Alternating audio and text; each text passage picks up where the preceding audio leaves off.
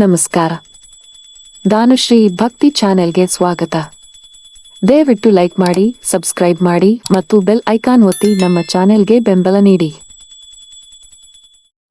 ಶ್ರೀ ಗಣೇಶಾನ್ಮ ಶ್ರೀ ಸದ್ಗುರು ಸಾಯಿನಾಥಾನ್ಮ ಶ್ರೀ ಸಾಯಿ ಸಚ್ಚರಿತ್ರೆ 15ನೇ ಅಧ್ಯಾಯ.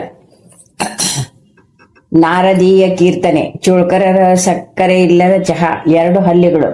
ಈ ಹಿಂದೆ 6ನೇ ಅಧ್ಯಾಯದಲ್ಲಿ ಶಿರಡಿಯಲ್ಲಿ ಶ್ರೀರಾಮನವಮಿ ಸಮಾರಂಭ ಹೇಗೆ ನಡೆಯುತ್ತಿತ್ತು, ಮೊದಲು ಹರಿಕಥಾ ಸಮಾರಂಭಕ್ಕೆ ಹರಿದಾಸರನ್ನೊದಗಿಸುವುದೆಷ್ಟು ಕಷ್ಟವಿತ್ತು, ಬಾಬಾರವರು ದಾಸಗನೂರವರಿಗೆ ಈ ಕಾರ್ಯವನ್ನು ವಹಿಸಿದ ಬಗೆ ಮುಂತಾದವುಗಳನ್ನು ವಿವರಿಸಿದ್ದೇನಷ್ಟೇ. ಈಗ ದಾಸಗನ ಅವರು ಹೇಗೆ ಹರಿಕಥೆ ಮಾಡುತ್ತಿದ್ದರು ಎಂಬುದನ್ನು ನೋಡೋಣ. ನಾರದೀಯ ಕೀರ್ತನೆ. ಸಾಮಾನ್ಯವಾಗಿ ನಮ್ಮ ಹರಿದಾಸರು ಕೀರ್ತನೆ ಮಾಡುವಾಗ ಮೈತುಂಬ ಸೊಗಸಾದ ಉಡುಪುಗಳನ್ನು ಹಾಕಿಕೊಳ್ಳುತ್ತಾರಲ್ಲವೇ. ನಿಲುವಂಗಿ ಹಾಕಿಕೊಂಡು ಜರಿಶಲ್ಯವನ್ನು ಹೊದೆದುಕೊಂಡು ಜರಿಪೀಠವನ್ನು ಸುತ್ತಿಕೊಂಡು ಸಭೆಯ ಮುಂದೆ ಗೋಚರವಾಗುತ್ತಾರೆ. ಒಮ್ಮೆ ದಾಸಗನೂರವರು ಸಹ ಇದೇ ರೀತಿ ಉಡುಪು ಧರಿಸಿ ಕೀರ್ತನೆ ಮಾಡುವ ಮುನ್ನ ಬಾಬಾರವರಿಗೆ ನಮಸ್ಕರಿಸಲು ಬಂದರು. ಇದನ್ನು ನೋಡಿದ ಬಾಬಾ, ಏನು ಮದುಮಗನ ಹಾಗೆ ಶೃಂಗಾರವಾಗಿದ್ದಿಲ್ಲ, ಏನು ಸಮಾಚಾರ ಎಂದು ಕೇಳಿದರು. ಕೀರ್ತನೆ ಮಾಡಲೋಸಗ ಎಂದು ಗನು ಉತ್ತರ ಕೊಟ್ರು. ಆಗ ಬಾಬಾರವರು, ಕೀರ್ತನೆಗೋಸಗ ಇಷ್ಟೊಂದು ಆಡಂಬರವೇ, ನಿನ್ನ ಈ ಆಡಂಬರವನ್ನು ಬದಿಗಿಡು ಎಂದರು. ಆಗ ದಾಸಗನೂರವರು ತಮ್ಮ ಶೃಂಗಾರ ವಸ್ತುಗಳೆಲ್ಲವನ್ನು ತೆಗೆದಿಟ್ಟು ನಮಸ್ಕರಿಸಿ ಕೀರ್ತನೆ ಆರಂಭ ಮಾಡಿದರು. ಕೀರ್ತನ ಪದ್ಧತಿಯನ್ನು ಆರಂಭಿಸಿದ ನಾರದರು ಸಹ ತಂಬೂರಿ, ತಾಳ ಇವುಗಳ ವಿನಃ ಹೆಚ್ಚಿನ ಏನು ಇಟ್ಟುಕೊಂಡಿರಲಿಲ್ಲ. ಕೇವಲ ತಂಬೂರಿಯನ್ನು ನುಡಿಸುತ್ತಾ ಪರಮಾತ್ಮನ ವೈಭವವನ್ನು ಕೊಂಡಾಡುತ್ತಾ ತ್ರಿಲೋಕಗಳಲ್ಲಿ ನಾರದರು ಸಂಚರಿಸುತ್ತಿದ್ದರು.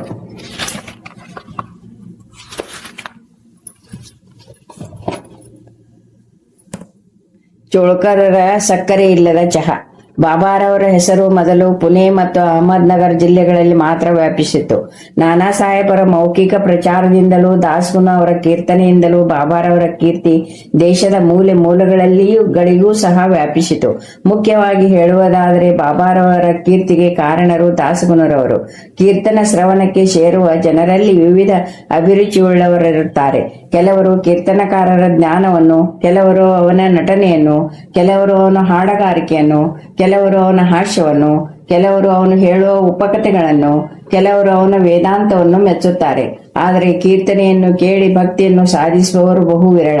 ಆದರೆ ದಾಸಗನೂರವರ ಕೀರ್ತನೆಯು ಸಭಿಕರ ಮೇಲೆ ವಿದ್ಯುತ್ ತರಂಗದಂತೆ ಪರಿಣಾಮ ಮಾಡುತ್ತಿತ್ತು. ಇದನ್ನು ಸಮರ್ಥಿಸುವ ಒಂದು ಉದಾಹರಣೆಯನ್ನು ಇಲ್ಲಿ ಕೊಟ್ಟಿರುತ್ತೇನೆ. ಥಾನಾದ ಕೌಪಿನೇಶ್ವರ ದೇವಾಲಯದಲ್ಲಿ ದಾಸಗನು ಒಮ್ಮೆ ಬಾಬಾರವರ ಕೀರ್ತಿಯನ್ನು ಕೊಂಡಾಡುತ್ತಾ ಹರಿಕಥೆ ಮಾಡುತ್ತಿದ್ದರು. ಅಲ್ಲಿ ನೆರೆದಿದ್ದ ಸಭಿಕರಲ್ಲಿ ಸಿವಿಲ್ ನ್ಯಾಯಾಲಯದಲ್ಲಿ ಕೆಲಸ ಮಾಡುತ್ತಿದ್ದ ಬಡವರಾದ ಚೋಳ್ಕರರವರು ಒಬ್ಬರು. ದಾಸಗುನರವರ ಹರಿಕಥೆ ಶ್ರವಣ ಮಾಡಿದಾಗ ಅವರ ಮನಸ್ಸು ಕರಗಿತು. ಆ ಕ್ಷಣವೇ ತಮ್ಮ ಮನಸ್ಸಿನಲ್ಲಿ ಸಾಯಿ ಬಾಬಾರವರಿಗೆ ವಂದಿಸುತ್ತಾ, ಬಾಬಾ, ನಾನು ಸಂಸಾರ ನಿರ್ವಹಣೆಯನ್ನು ಹೊರಲಾಗದಿರುವ ಕಡು ಬಡವ. ನಿಮ್ಮ ದಯೆಯಿಂದ ಈ ಸಾರಿ ನನಗೆ ಇಲಾಖೆಯ ಪರೀಕ್ಷೆಯಲ್ಲಿ ತೇರ್ಗಡೆಯಾಗಿ ಕಾಯಂ ಕೆಲಸ ದೊರೆತರೆ ಶಿರಡಿಗೆ ಬಂದು ನಿಮಗೆ ನಮಸ್ಕರಿಸಿ ನಿಮ್ಮ ಹೆಸರಿನಲ್ಲಿ ನಾನು ಕಲ್ಲು ಸಕ್ಕರೆ ಹಂಚುತ್ತೇನೆ ಎಂದು ಬೇಡಿಕೊಂಡರು. ಚೋಳ್ಕರರವರ ಅದೃಷ್ಟೋ ಎಂಬಂತೆ ಅವರು ಪರೀಕ್ಷೆಯಲ್ಲಿ ತೇರ್ಗಡೆಯಾದರು. ಕಾಯಂ ಕೆಲಸ ಸಿಕ್ಕಿತು. ಆಗ ಅವರು ಹರಿಕೆಯನ್ನು ಪೂರೈಸುವುದೊಂದೇ ಉಳಿಯಿತು. ಚೋಳ್ಕರರವರು ಮೊದಲು ಹೇಳಿದಂತೆ ಕಡು ಬಡವರಾದುದರಿಂದ, ಸಂಸಾರದ ಭಾರವಿದ್ದುದರಿಂದ ಶಿರಡಿಗೆ ಹೋಗಲು ಬೇಕಾದ ಹಣದ ಕೊರತೆ ಇದ್ದಿತು. ಆದರೂ ತಮ್ಮ ಖರ್ಚನ್ನು ಹೇಗಾದರೂ ಕಡಿಮೆ ಮಾಡಿ ಶಿರಡಿಗೆ ಹೋಗಲು ಹಣ ಉಳಿತಾಯ ಮಾಡಬೇಕೆಂದು ನಿರ್ಧರಿಸಿ, ಇಂದಿನಿಂದ ನನ್ನ ಆಹಾರದಲ್ಲಿ ಅಥವಾ ಚಹಾದಲ್ಲಿ ಸಕ್ಕರೆ ಉಪಯೋಗಿಸದೆ ಹಣ ಉಳಿಸುತ್ತೇನೆ ಎಂದು ದೃಢ ಸಂಕಲ್ಪ ಮಾಡಿದರು. ಈ ರೀತಿ ಹಣವನ್ನು ಕೂಡಿಸಿ ಕೆಲವು ದಿನಗಳ ನಂತರ ಶಿರಡಿಗೆ ಬಂದು ಹರಿಕೆಯನ್ನು ಪೂರೈಸಿ, ನನ್ನ ಆಶಯ ಇಂದು ನೆರವೇರಲ್ಪಟ್ಟಿತು ಎಂದು ಹೇಳಿಕೊಂಡು ಬಾಬಾರವರ ದಿವ್ಯ ಚರಣಾರವಿಂದಗಳಿಗೆ ನಮ್ರತೆಯಿಂದ ಎರಗಿದರು. ಆಗ ಜೋಗ ಅವರು ಸಹ ಚೋಳ್ಕರರೊಡನೆ ಇದ್ದರು. ಆಗ ಬಾಬಾರವರು ಜೋಗರವರನ್ನು ಉದ್ದೇಶಿಸಿ, ಈ ದಿನ ನಿನ್ನ ಅತಿಥಿಗೆ ಚಹದಲ್ಲಿ ಹೆಚ್ಚಾಗಿ ಸಕ್ಕರೆ ಹಾಕಿಕೊಡು ಎಂದರು.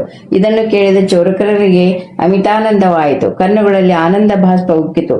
ಕೂಡಲೇ ಪುನಃ ಬಾಬಾರವರಿಗೆ ನಮಸ್ಕರಿಸಿದರು. ಬಾಬಾರವರು ತಮ್ಮ ಮಾತಿನಿಂದ ಚೋಳ್ಕರ್ ಅವರಿಗೆ ನಿಶ್ಚಲ ಭಕ್ತಿಯುಂಟಾಗುವಂತೆ ಮಾಡಿದರು. ತಮ್ಮ ಮಾತಿನಿಂದ ಹರಿಕೆಯಂತೆ ತಮಗೆ ಕಲ್ಲು ಸಕ್ಕರೆ ಸಂದಿದೆ ಮತ್ತು ಚೋಳ್ಕರರು ಆಹಾರದಲ್ಲಿ ಸಕ್ಕರೆ ಉಪಯೋಗಿಸದೆ ಇದ್ದುದು ಸಹ ತಮಗೆ ತಿಳಿದಿದೆ ಎಂಬುದನ್ನು ಬಾಬಾ ಸೂಚಿಸಿದರು. ಬಾಬಾರವರು ಯಾವಾಗಲೂ ತಮ್ಮ ಭಕ್ತರಿಗೆ ಭಕ್ತಿಯಿಂದ, ನೀವು ನನ್ನ ಮುಂದೆ ಕೈ ಚಾಚಿದರೆ ನಾನು ಕೂಡಲೇ ನಿಮ್ಮ ಬಳಿ ಹಗಲು ರಾತ್ರಿ ಇರುತ್ತೇನೆ. ನಾನು ಮಸೀದಿಯಲ್ಲಿ ಕುಳಿತಿದ್ದರೂ ಸಹ ನೀವು ಎಲ್ಲಿಯೇ ಇರಿ, ಏನೇ ಮಾಡುತ್ತೀರಿ ಅದೆಲ್ಲವೂ ನನಗೆ ತಿಳಿದಿರುತ್ತದೆ. ನಿಮ್ಮ ಹೃದಯ ಕಮಲಗಳಲ್ಲಿ ನಾನು ಸದಾ ವಾಸವಾಗಿರುತ್ತೇನೆ. ನನ್ನ ಹೃದಯದಲ್ಲಿ ನೀವು ವಾಸವಾಗಿರುತ್ತೀರಿ. ನಿಮ್ಮಲ್ಲಿ ಮತ್ತು ಸಮಸ್ತ ಜೀವರಾಶಿಗಳಲ್ಲಿ ವಾಸವಾಗಿರುವ ನನ್ನನ್ನು ಅನವರತವೂ ಧ್ಯಾನಿಸಿರಿ. ಈ ರೀತಿ ಯಾರು ನನ್ನನ್ನು ಆರಾಧಿಸುತ್ತಾರೆಯೋ ಅವರೇ ಧನ್ಯರು ಎಂದು ಬಾಬಾ ಹೇಳುತ್ತಿದ್ದರು. 2 ಹಲ್ಲಿಗಳು. ಬಾಬಾರವರು ಒಂದು ದಿನ ಮಸೀದಿಯಲ್ಲಿ ಕುಳಿತಿದ್ದರು. ಭಕ್ತನೋರ್ವನು ಅವರ ಸಮೀಪದಲ್ಲಿ ಕುಳಿತಿದ್ದನು. ಆಗ ಒಂದು ಹಲ್ಲಿಯು ಲೊಚಗುಟ್ಟ ತೊಡಗಿತು. ಕುತೂಹಲದಿಂದ ಅವನು ಹಲ್ಲಿಯ ಲೊಚಗುಟ್ಟುವಿಕೆಯ ಏನನ್ನಾದರೂ ಸೂಚಿಸುತ್ತದೆಯೇ, ಅದು ಒಳ್ಳೆಯ ಶಕುನವೇ ಎಂದು ಬಾಬಾ ಅವರಿಗೆ ಕೇಳಿದನು. ಆಗ ಬಾಬಾರವರು ಆ ಹಲ್ಲಿಯು ಈ ದಿನ ಔರಂಗಾಬಾದದಿಂದ ತನ್ನ ತಂಗಿಯು ಬರುವಳೆಂದು ಆನಂದದಲ್ಲಿದೆ ಎಂದರು. ಅವನಿಗೆ ಏನೂ ಅರ್ಥವಾಗಲಿಲ್ಲ. ಸುಮ್ಮನೆ ಕುಳಿತಿದ್ದ. ಸ್ವಲ್ಪ ಹೊತ್ತಿನ ನಂತರ ಓರ್ವ ಭಕ್ತನು ಬಾಬಾರವರ ದರ್ಶನಕ್ಕಾಗಿ ಔರಂಗಾಬಾದಿನಿಂದ ಕುದುರೆಯ ಮೇಲೆ ಬಂದಿಳಿದನು. ಕುದುರೆಯನ್ನು ಕಟ್ಟಿ ಹುರುಳೆಯನ್ನು ತರಲು ತನ್ನ ಹೆಗಲ ಮೇಲಿದ್ದ ಚೀಲದ ಜೋಳನ್ನು ತೆಗೆಯಲು ಚೀಲ ಕೆಳಕ್ಕೆ ಹಾಕಿದನು. ಕೂಡಲೇ ಅದರಲ್ಲಿದ್ದ ಒಂದು ಹಲ್ಲಿ ಹೊರಗೆ ಬಂದು ಎಲ್ಲರೂ ನೋಡುತ್ತಿದ್ದಂತೆ ಗೋಡೆಯ ಮೇಲೆ ಹತ್ತಿ ಲೊಚಗುಟ್ಟುತ್ತಿದ್ದ ಹಲ್ಲಿಯ ಹತ್ತಿರ ಹೊರಟಿತು. ಬಾಬಾರವರು ಆ ಭಕ್ತನಿಗೆ ಅದನ್ನು ತೋರಿಸಿದರು. ಅವೆರಡು ಆನಂದದಿಂದ ಆಡಿದವು. ಕುದುರೆ ಮೇಲೆ ಬಂದ ಔರಂಗಾಬಾದದ ಪ್ರಯಾಣಿಕನ ಚೀಲದಲ್ಲಿ ಹಲ್ಲಿ ಹೇಗೆ ಸೇರಿಕೊಂಡಿತು? ಬಾಬಾರವರು ಈ 2 ಹಲ್ಲಿಗಳ ಮಿಲನವನ್ನು ಹೇಗೆ ಮುಂಚೆಯೇ ಅರ್ತಿದ್ದರು ಎಂಬುದನ್ನು ನಾವು ಕೂಲಂಕಷವಾಗಿ ಪರಿಶೀಲಿಸಿದರೆ ಬಾಬಾರವರ ಸರ್ವಜ್ಞತೆ ವೇದ್ಯವಾಗುತ್ತದೆ. ಯಾರು ಈ ಅಧ್ಯಾಯವನ್ನು ಶ್ರದ್ಧೆ ಭಕ್ತಿಯಿಂದ ಪಠನ ಮಾಡುತ್ತಾರೆಯೋ ಅವರ ಕಷ್ಟಗಳು ಬಾಬಾರವರ ದಯೆಯಿಂದ ದೂರವಾಗುತ್ತವೆ. ಶ್ರೀ ಸಾಯಿ ಪ್ರಣಾಮ.